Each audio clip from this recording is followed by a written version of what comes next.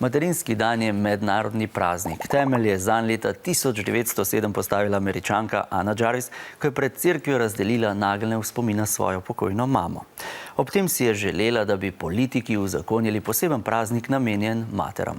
Tako so leta 1914 podpisali zakon o praznovanju materinskega dne, po čemer so se pozneje zgledovale tudi nekatere druge države. V Sloveniji ga pogosteje praznujemo šele po letu 1991. Kako pa se nanj spomnijo učenci osnovne šole Dravlje? Materinski dan se meni zdi zelo pomemben, ker svojim mamam izražamo hvaležnost, one za nas veliko naredijo. Pol vsaj en dan v letu to nazaj pokažemo in pa dokažemo, kako imamo res radi. Mami bo dobila verjetno neko čokolado ali pa bombonjero, očiju pa ne, ker njemu dam dan mučenikov. Jaz mami podarim ponavadi kakšno čestitko ali pa kakšen šopek rož. Čestitko sama izdelam, pa babici tudi.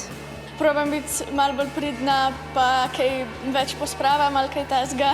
Sam tok neki wow, pa tudi nisem. Se pravim malo lepše obnašati, tako, pa še objamem tako.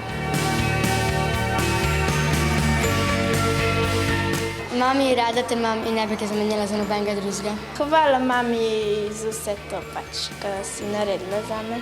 Mami, jaz hočem povedati, da te imam rad in hočem, da se spremeniš, ker si super.